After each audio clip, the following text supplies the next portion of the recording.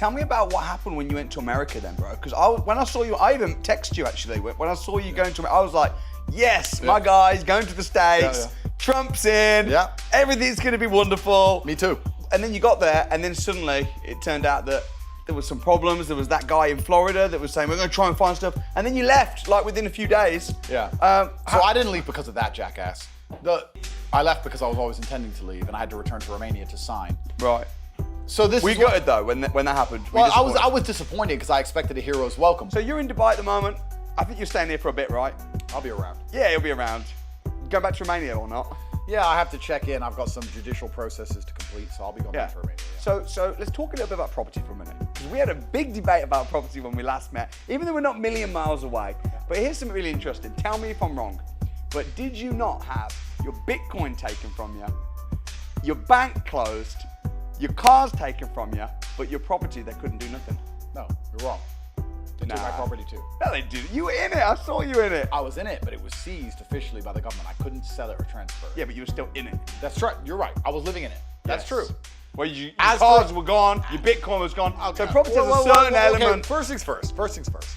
You know I'm right. You know I'm right. Did they take my Bitcoin? Yes. Well, they took some. They took some Bitcoin from an exchange. But they didn't take your property either. I bet you got loads of. I know you personally have got loads of property that they didn't touch. But let's imagine I had Bitcoin somewhere else. They didn't take that. They couldn't. Yeah. So they didn't manage to get hold of my Bitcoin, and they didn't manage to get hold of my property because they couldn't find it. Yeah. So those two things. And the property they could find, you still were able to live in it. I was able to live in it. How shit would it have been if you'd have had to have been staying in a crappy little house? Of course. Couldn't take your mansion. I could still live in it, but officially it was seized. I couldn't sell it or transfer it. Right. Because it was officially seized. Live in it. So they still took it effectively. Yeah, but not. But I was living in it while I was on house arrest. Yeah, that's true. Yeah. Yeah. And you had a bunch of houses that they Listen, couldn't touch. I was never truly anti-property. What I was is the same I am with most things, which was anti-government. Let's analyze this. If you bought a house in London 10 years ago, your contract with the government is that your taxes are not going to go up and the crime's not going to go up and the house is going to be worth a certain amount of money. But of course, the government has done nothing but run London into the ground, put your taxes up, and surround your house with fucking thieves. Still gone up though. Of course, it's still gone up. No, and I'm not anti-property. What I'm saying is, I get it. When you look to buy a house, Bitcoin. I have millions in Bitcoin. Yeah. Yeah. So I think we're not a million miles away. Yeah. Maybe. But these are the things you have to consider. My point is, when you look to buy a house, you have to sit and say, okay, if I'm going to have this house for, let's say, 10 to 15 years, what's the probability that the area I'm in is going to decline? Well, let's analyze the general trend of every single area in the UK across the last 20 years. Yeah. It's all a decline. So the area that this house is in is going to be worse. Is it going to be worth more? Maybe. Who knows? It will be worth more. But the area is going to be worse. That's nearly guaranteed. Will taxes go up? Nearly guaranteed, yes. Yeah. Will stamp duty or property tax or inheritance tax or any of these council tax, will all of these go up? Probably yes. But you get around those. Of course, but it's difficult to calculate. I understand. I totally understand what you're saying. In terms of like money, like the Great British Pound, they're printing a lot. And we can see that like inflation's just gone through the roof. Yep. That's pushing the price of everything up. How much is a Freddo nowadays? I haven't been in England in a long time. Oh, mate, I don't know how much it is, but I imagine it was like 5-10 pence when I was a kid. So I imagine 50, 60, 70 pence. Probably, I'm not really sure. Yeah. But here's the thing. You did a brilliant video once, and I was just like, man, this was like 30 seconds of pure, absolute genius. Like, that's how I run my business. Yeah. And the video was about, you were talking about how inflation is really bad unless you own stuff. Of course. You were talking about how they're printing loads of money, therefore the prices of stuff is going up. Therefore, if you take out debt and you use that debt to buy assets, what's gonna happen is the debt's gonna shrink, the assets are gonna grow, and that's exactly how I get rich in my property business, and people don't get that. So could you maybe expand on that? Because I've got the 30-second video that I want people to see. I'll send that, I've shared that all around. But can you explain that more so people get it, especially given the current economic times of Great British Pound crashing? Absolutely. So basically the price of houses or assets or anything do not increase. The value of the money decreases. Yes. That's what effectively happens. When you buy a house for 100,000 and then you sell it later for 200,000, that house is not worth any more money. The value of the money has just gone down by 100%. The value's just gone down. But it might have gone up a bit. Yeah.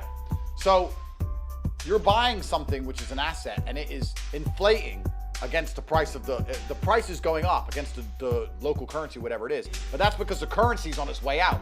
And that's very simple because they keep printing unlimited amounts of it. Yeah. So you're right.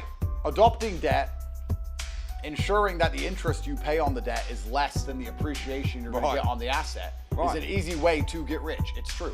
Yeah. There are some economic Black Monday, there are some crazy things that can happen which can skew this. But effectively, the way you're describing to get rich is the way nearly everyone gets rich. It's using other people's money. It's buying an asset which is going to outpace the interest and outpace the inflation. Yeah. But this comes back into what I was originally saying earlier. This is why you have to be careful and make calculations based on the fact that I'm buying this house for the next 10 years. I borrowed money to buy this house. I need to make sure this house is worth X to outpace the inflation and the interest. But it's not hard. Perhaps it's not.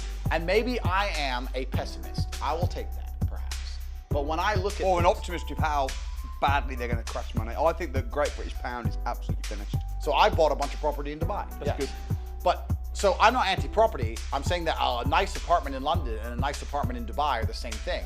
You're actually having to analyze all these outside factors. Yeah. That's what you have to do. But the thing is though, the cost of materials have gone up so much. So like wood and timber and bricks and mortar, everything's gone up a lot. Some of the north of England, you can't even build a house. Like you can buy a house for 100 grand. It would cost 250 grand to build it. Yeah. Does that not just make sense to just buy it? Of course it does. Clearly going up. Look, you should try and make money any way you can make it. And if you have a system that allows people to make a whole bunch of money from property, then I'm 100% for it. Well, you know we do. And you know a lot of it is different. It's not just owning property as well. Of course. It's controlling property, it's packaging and selling. Yep, absolutely. And the worst thing you can probably do in the world today is save money. I mean, to just sit on money is the most foolish thing a person does. Only poor people save money. Yeah. Poor people will say they'll save up 10 grand or 20 grand and they'll sit there and go, for a rainy day. And you're gonna sit there working your ass off for pound notes and putting them in a bank while the government prints them out of fucking thin air and deflates your currency. Yeah. You're an idiot because that money is losing value every single year. I remember when I was a teenager, 20 years ago, whatever, 10 grand meant something. Yeah. 10 grand means nothing now. Yeah. 10 grand is lunch in London. It's lunch. Like, what can you do with 10 grand? You can't buy a car, you can't buy a house. You can literally buy a jacket. Maybe a jacket and some shoes for 10 grand. Like 10 grand is fuck all now. Yeah. So money's losing value rapidly. And what's gonna be left is, as you described about me living in my house, what's gonna be left instead of the money are things that matter, real things. Food matters, shelter matters, real things matter. Yeah.